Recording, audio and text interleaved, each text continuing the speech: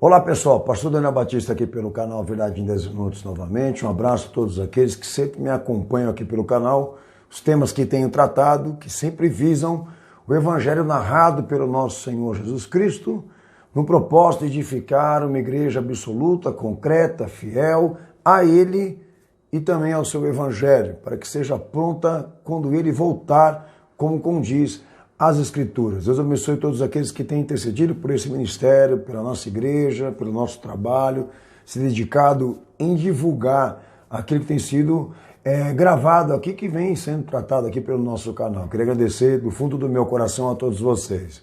Antes de tratar o tema de hoje, gostaria de lembrá-los que nós temos cultos transmitidos pela internet da nossa sede, todas as quintas-feiras, às 8 da noite e aos domingos, 7 da noite, horário de Brasília, ok? Essa transmissão será feita pelo YouTube, pelos nossos canais, pelo horadaverdade.com. Você entrando ali no horadaverdade.com, você vai ver ali quais são os canais que nós temos relacionados à nossa igreja, e todos eles, Facebook, Instagram, YouTube, vão transmitir o conteúdo desse culto para você, tá bom? O pastor, eu queria fazer esse convite em nome de toda a Igreja Senado pela Fé, e tenho certeza aqueles que nos acompanham aqui vão se deparar com uma igreja ali interessada inteiramente a cultuar o Senhor Jesus debaixo de uma fé pura, canônica e bíblica, tá bom? Bom, hoje o tema que o pastor eu preparei para vocês aqui não foi de sugestão de quem passa pelo canal, tá? Achei importante a gente fazer esse acompanhamento desses acontecimentos entre política e igreja. E eu queria chamar a atenção de vocês para algumas coisas que eu vou falar aqui e, obviamente, é importante o que eu vou tratar, tá? Bom, o nosso tema hoje aqui, então, é a igreja como uma máquina eleitoral, infelizmente, coisa que a gente já vê há décadas acontecendo, tá? E tratamos esse Jesus agora que é de extrema direita, politicamente falando, sendo representado por Jair Bolsonaro, e também por grande parte de evangélicos, ok? Os meus propósitos com aquilo que eu vou falar aqui agora é essa luta que eu travo aqui com uma minoria de uma igreja sem política, ok? Vou dar as minhas razões aqui a vocês do porquê, tá? Tendo em vista que eu já venho falando por outros vídeos que eu gravei, ok? Qual o propósito da política dentro da igreja por intermédio da ordem mundial? É privar a igreja do caráter cristão e do caráter espiritual, do caráter bíblico. É privar a igreja e usá-la, como estou fazendo agora, ok? Então, meu propósito com você aqui é inibir que esta igreja cometa mais estragos com a obra do nosso Senhor e com as almas. E com as almas, ok?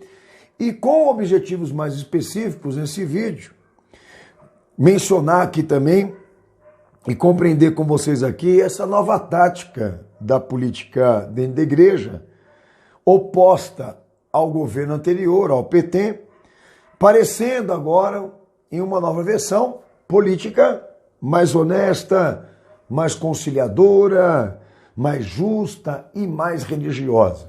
E eu me refiro ao governo Bolsonaro. Que diferença há entre ele e o PT? E é isso que nós vamos tratar aqui agora, tá? Bom, eu vou começar pela questão do critério de minhas afirmações, como teólogo e como pastor, tá? Tendo em vista que nem a minha igreja, nem o meu ministério, como qualquer outra nesse mundo, tem o direito de usar a prerrogativa de Cristo no seu próprio ponto de vista, tá? Isso se chama teologia liberal, ok? Que foi uma das serpentes que entrou dentro da igreja, uma das, tá? Uma das vertentes, ok? Que vem dominando a igreja ao longo dos anos. Teologia liberal julga assim, né? Ela forma o seu conceito, ela assume o dever de traduzir a Bíblia como quer. Traduzir os dogmas, os princípios, as doutrinas como quer, tá?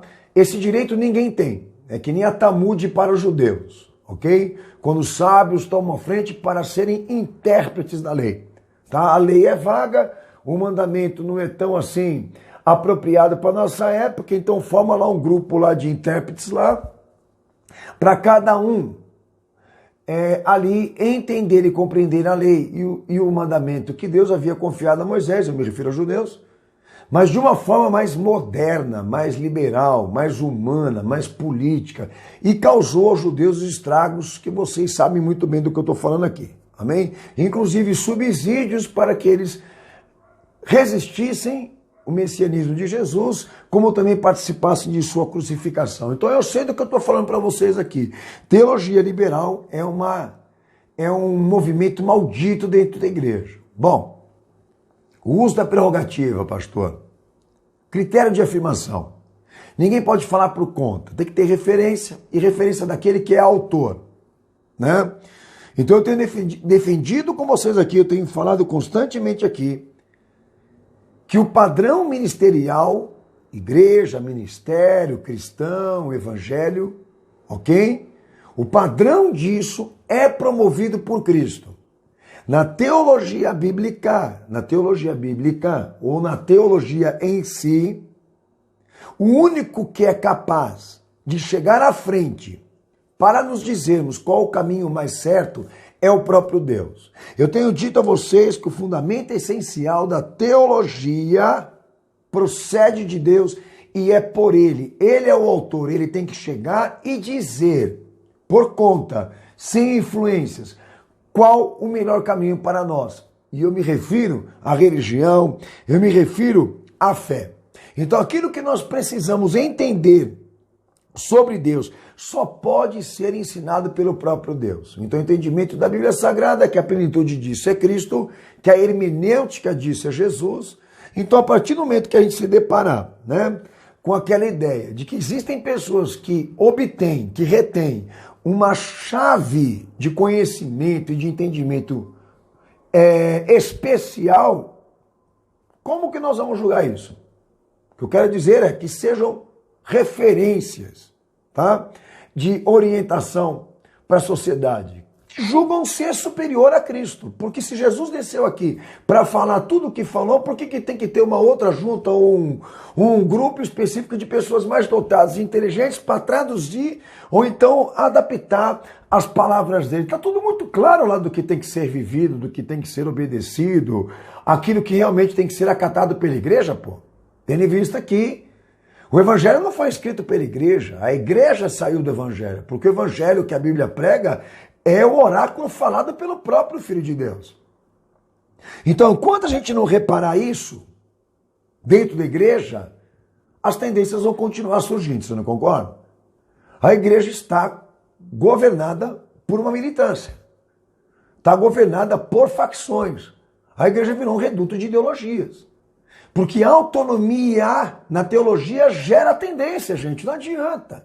Nós vamos ficar discutindo isso daqui a vida toda e não vai entrar na cabeça de alguns aí de que a igreja não é um produto da humanidade, não é uma instituição da humanidade.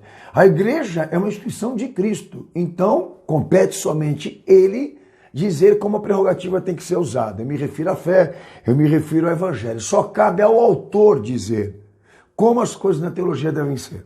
Tá? Isso na criação, como também na salvação. A Bíblia deixa muito claro isso daí, em todos os aspectos. Ok? Primeira coisa, segue a regra. Tá? Um fato sobre a fé. Para a gente preparar alguns detalhes aqui antes de falar sobre Bolsonaro e política dentro da igreja. Um fato sobre a fé, importante que eu tenho para te dizer aqui. Que mina todas as ideias malucas aí que o pastor eu vou citar. A igreja foi instituída por Cristo, correto?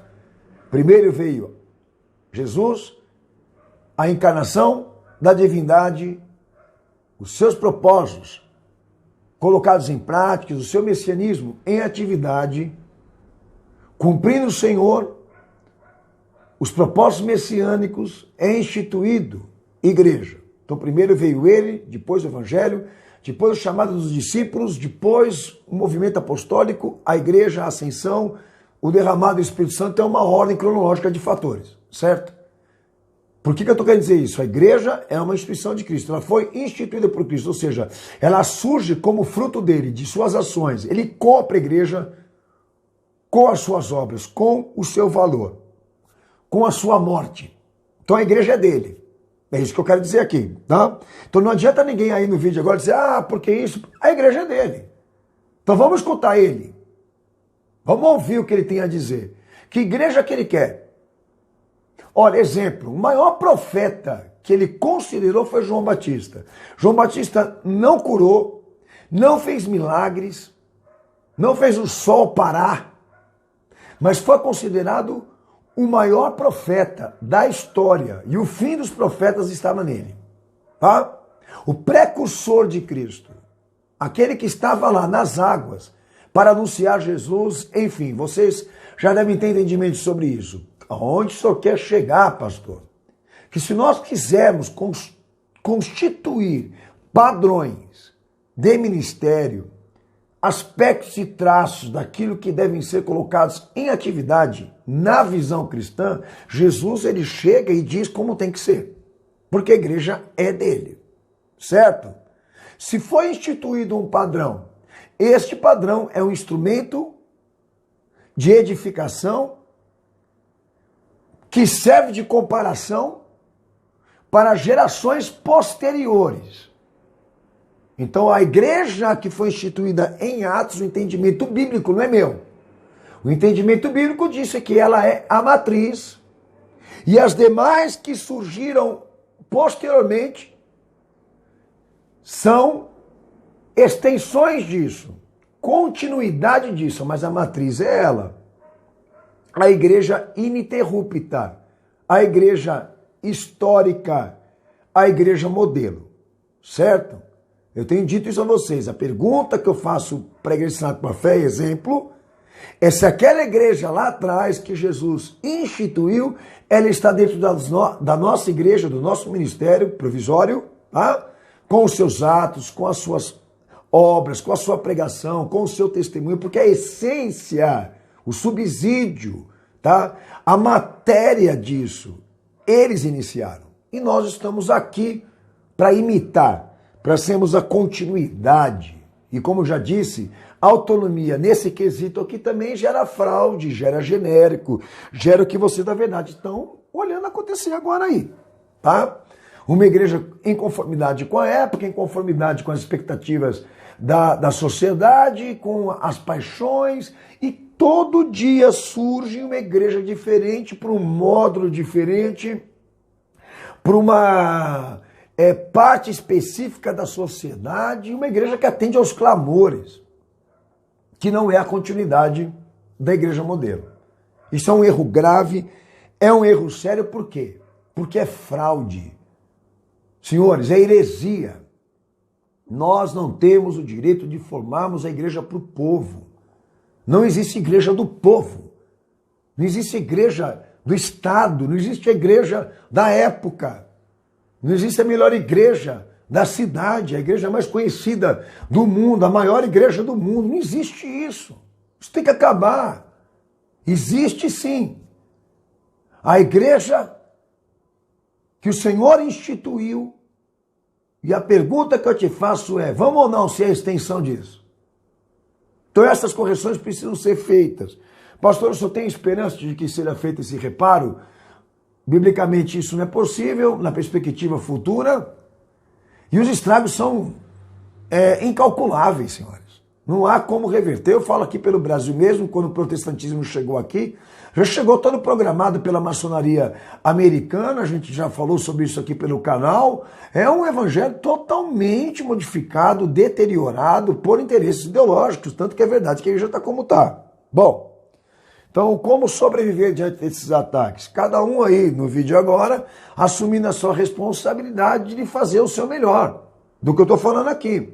Porque se ficar dependendo, entendeu, do contexto, nós estamos perdidos, porque é uma minoria que enxerga isso que eu estou falando para você aqui, que tem noção, capacidade de identificar a igreja correta, a igreja verdadeira, como eu estou tratando aqui, tá? E contra isso ninguém pode vir, ninguém pode se manifestar contra.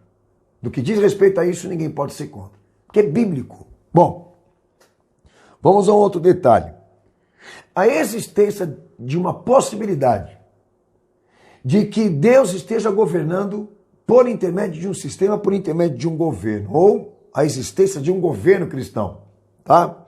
Essa ideia de que o povo considera que as pessoas reinantes reinam com a pura emanação divina, que a unção de Deus deva ter caído sobre a cabeça de alguns reis.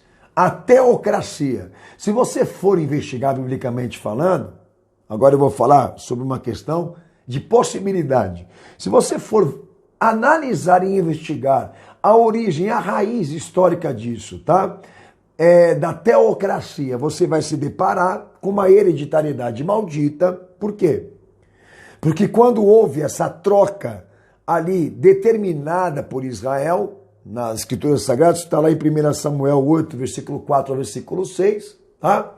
Esse pedido do povo de Israel a Samuel, de que eles tivessem um rei, isso foi acatado por Deus como afronta e ato de rebelião, tá? Então, a partir dali para frente, ok? O entendimento bíblico, que quando entra a era dos reis, tá? O entendimento bíblico que esta era formada de reis, ela foi contraditória, ok? Porque ela surge de um pensamento específico, tá? Por isso, a maioria dos reis que reinaram em Israel foram degenerados. E Israel paga um preço caro até hoje por isso, historicamente falando, tá? Então a monarquia, ela surge de um pensamento que Deus, ele é incapaz de governar o seu povo pela sua justiça e pelos seus princípios. E por isso eles precisavam de um rei, de um sistema político, de um Estado, ok? Então vai ler a palavra de Deus e você vai chegar nessa conclusão. Da onde surge esse pensamento? De que Deus possa ter um governo em atividade em algum país, em algum lugar, na máquina estatal. Não existe isso biblicamente falando. Agora, esse pensamento de que Deus governa por liderança política nos rendeu o cosmopolismo, me perdoem, nos rendeu o materialismo, nos rendeu o industrialismo, nos rendeu o patriotismo, que são tendências dessa politicagem, entendeu? Uma hora, agora eu falo do cristianismo, uma hora Jesus na esquerda, uma hora Jesus na direita. Porque esses dias mesmo eu ouvi um apelo do Silas Malafaia dizendo exatamente aos evangélicos, de que lado você vai ficar? De que lado você vai ficar? Eu queria entender esse negócio, mas eu sei muito bem o que ele está preparando os evangélicos para a eleição agora que está chegando aí, da qual ele também ganha com isso. Essa tendência de que existe socialismo cristão ou democracia cristã, isso não é bíblico, senhores. Agora eu vou entrar numa coisa bem específica com vocês aqui. Lá atrás, usar a sua memória, nós tivemos aí uma atividade muito centralizada na política do PT. Eu lembro muito bem que quando Lula iniciou o governo dele aqui nesse país, grande parte de pastores tradicionais de igrejas conhecidas foram lá e promoveram o governo dele como sendo um governo que levava metas do evangelho. Foram lá, abençoaram o cara, ungiram o cara, e o governo do PT, como todo mundo sabe, ficou muitos anos no poder. Esses mesmos indivíduos que mudaram, que abençoaram o PT, mudaram de camisa partidária, e quando o Bolsonaro chegou, eles foram lá e fizeram a mesma coisa com ele também. Saíram da esquerda e foram para a direita. Não todos, mas grande parte. Agora é interessante que eu queria fazer com vocês aqui nessa reflexão. Grande parte daqueles que foram lá e abençoaram o PT e agora estão no novo governo, estão fora do país agora, morando lá nos Estados Unidos, grande parte deles. E alguns já com o passaporte carimbado, temendo que esse país aqui chegue num caos político, na bancarrota, como já está. Porque nós estamos indo em direção àquilo que eu venho avisando vocês, para o militarismo, para a unificação dos governos latinos, da unificação de toda a América Latina, do Mercosul. Nós estamos acompanhando isso, vocês podem perceber, tá? Entra presidente, sai presidente, todos eles cumprem a agenda global. Bolsonaro também cumpre a agenda global, ok? Para aqueles que são mais fanáticos dele aí. Política não muda, senhores. Mas vamos lá, meditando nisso aqui. Ungi a cabeça de um, fui lá, ungi a cabeça do outro, mas não fiquei aqui para ver estrago, certo? Porque agora eles estão lá em Miami, estão lá em Orlando, estão lá nos Estados Unidos, montando a igreja lá, vivendo lá. Por que não veio o Brasil agora aqui? Entendeu? Para ouvir o presidente que diz para o povo que a carne está cara e a melhor coisa era comer ovo, porque ele também vai comer ovo. Entendeu? Porque lá atrás eu escutei que o Brasil ia alavancar. O Brasil ia ser uma bênção. E vi gente aí fazendo horrores com a igreja por causa disso.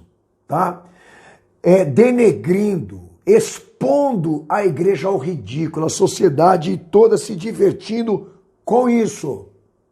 Eu podia dar nomes para vocês aqui, mas não vou sujar minha boca. Porque é um bando de bandido. Todos eles são mercenários e bandidos. E com a diferença, tem passaporte diplomático, tem dinheiro para sair do país caso precisarem. Mas em compensação, venderam a igreja como uma prostituta, venderam a unção e ganharam dinheiro pra caramba com o PT também, e estão ganhando com esse governo aí, certo?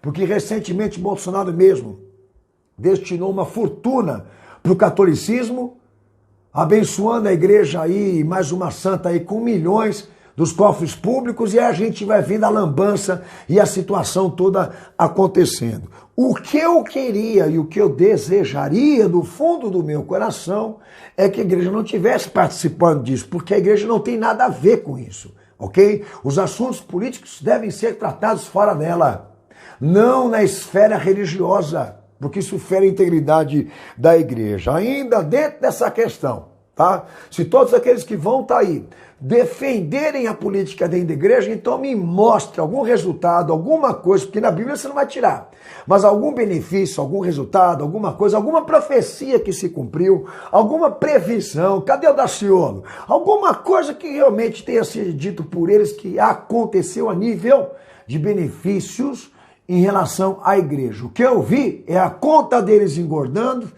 é cada dia mais ricos, mais poderosos, a igreja cada dia mais vinculada a facções. O que eu estou vendo aí é o pecado prosperar, senhores.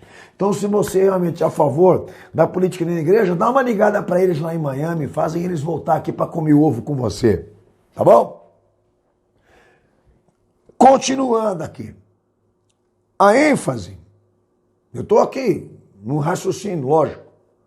Jesus sai da extrema esquerda, da esquerda vem para a direita, e para a extrema direita. Né? Agora, para grande parte dos evangélicos aí, Jesus ele governa por Bolsonaro. Jesus ele está na versão Bolsonaro, ok? Bom, aparece Bolsonaro com a ênfase Deus, pátria e família. E evangélicos incorporam isso como se fosse evangelho isso, tá? Mas olha como que as coisas são. Bom, num dia, né, esse cara tá dentro da maçonaria que eu coloquei um vídeo dele aí, ok? Prestigiando a ordem que governa esse mundo aqui, tá? Com horrores, ok? No outro dia ele aparece dentro da igreja católica se autodenominando católico. Numa versão de um homem que se casou novamente com uma evangélica, que hoje é a primeira dama, certo?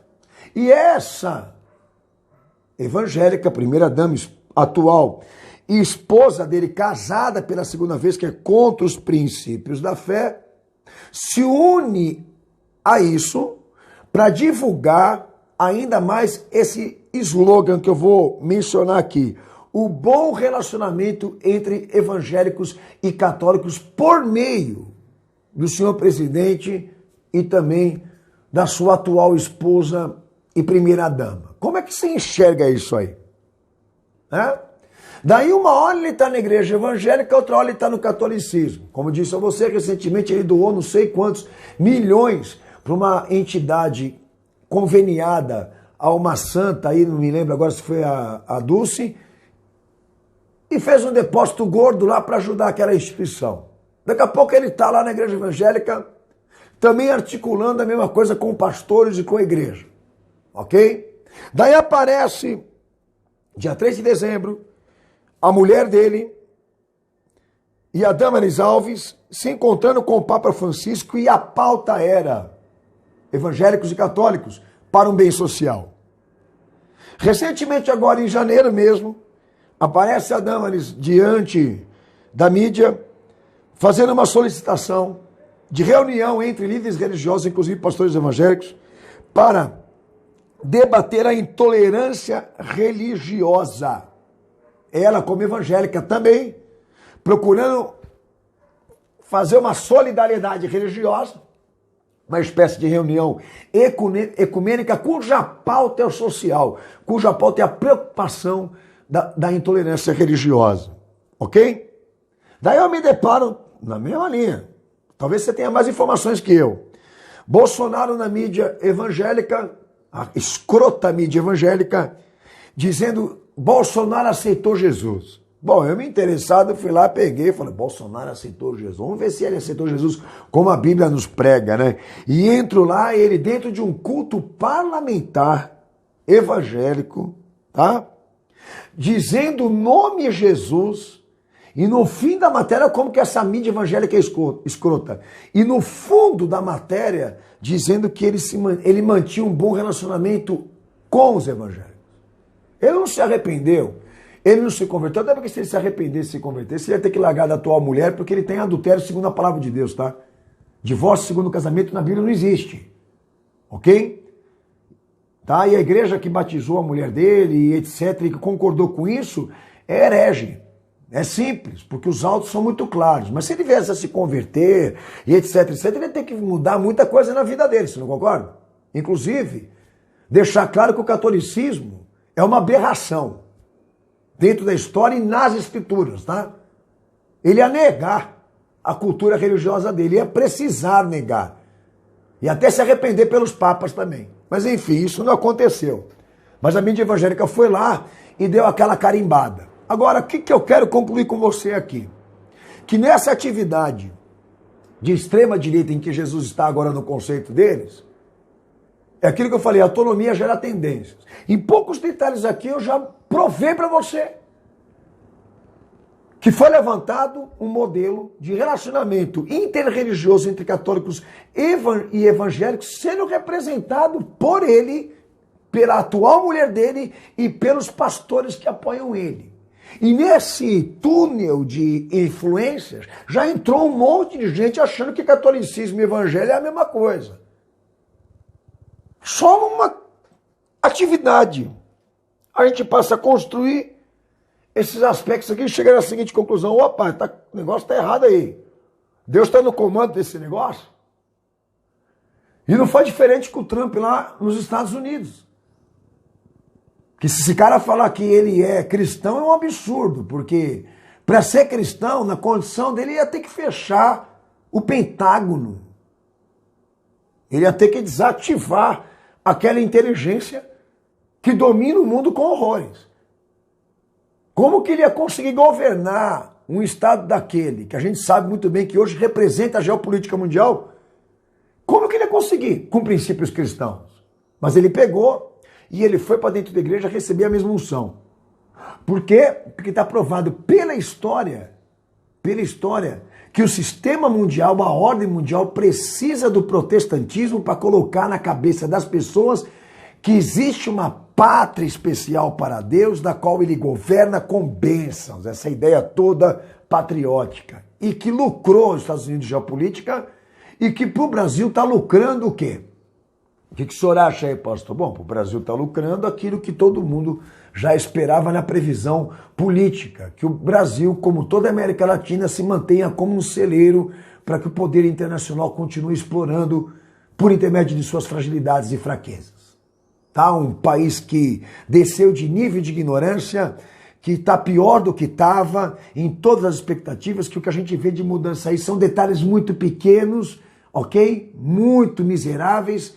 Esse país precisava de uma reforma institucional, astronômica, entendeu? Esse governo aí só engana e nós estamos partindo para aquilo que as profecias, na verdade, já previam, que é uma ordem mundial cujo Brasil e o Mercosul sejam um celeiro de explorações como vem sendo e a gente sabe disso, ok? Mas o sentimento o sentimento continua desde o início desse vídeo de querer repudiar, de querer condenar extremamente a participação da igreja evangélica no que vem decorrendo nos assuntos políticos desse país. Eu vou falar desse país aqui agora. A igreja evangélica é a grande culpada do que está acontecendo com esse país e do que vai acontecer. Todos esses pastores que apoiaram, que fizeram do seu púlpito o palanque da eleição, que fizeram da sua igreja uma máquina de eleição para partidos específicos, aqueles que se elegeram à custa dela, todos eles são malditos e vão pagar essa conta. Mas pode esperar, olha aí, lá na frente, eles vão pegar o passaporte deles, vão sair do país e você vai ficar aqui para comer, para se alimentar desses estragos que eu estou tratando aqui, que vem aí, você pode aguardar, vem novidade para nós aí, como resposta de todas essas inconsequências. Amados irmãos, eu queria dizer àqueles que assistem esse vídeo de que você se mantivesse nesse foco de fé, seguindo aquela igreja lá atrás, e o Jesus que fala nela, porque este cumpriu o seguinte modelo, lá não tinha política, lá não havia politicagem, não havia partidos, não havia ideologias, era uma igreja que seguia a doutrina, e é essa igreja que nós estamos tentando levantar dentro do nosso coração, ok? Uma ideia que a gente vive tentando aqui combater, que é o diálogo interreligioso, que implica numa fé que se solidariza com as religiosidades, que se solidariza com os apelos sociais, mas fere a integridade da unicidade da fé. Igrejas que estão vendendo o estatuto e a doutrina do nosso Senhor para fazer politicagem, com religiões também. Note todas elas e condene cada uma delas, porque se dependesse dos escritos, elas não existiriam e não estariam cheias. Um abraço a todos aqueles que assistiram esse vídeo. Espero no próximo tema trazer alguma coisa da qual te interesse. E lembrando, da minha parte como pastor e como teólogo, eu não tenho nada contra e nada pessoal ao atual presidente, nem a sua esposa e nem as suas tarefas políticas. Até porque, para mim, ele trabalha para aquele que você já sabe o nome, o diabo. O meu propósito com você aqui é deixar claro, a igreja não era para estar nisso. E é o propósito que me trouxe aqui para falar dele. É a igreja. Quem mandou ele entrar dentro dela para fazer politicagem? A mesma coisa o Lula, que eu também persegui 20 anos. Enquanto ele usava a igreja e a Dilma usava, eu batia na tecla. Vocês podem ver aí o currículo e o histórico dos meus vídeos e das minhas comunicações escritas pelo meu blog. O meu propósito é só isso, é defender a igreja. Larga a igreja que eu deixo de falar de você, tá bom? Um abraço, Deus abençoe todos vocês, até o próximo vídeo, em nome de Jesus.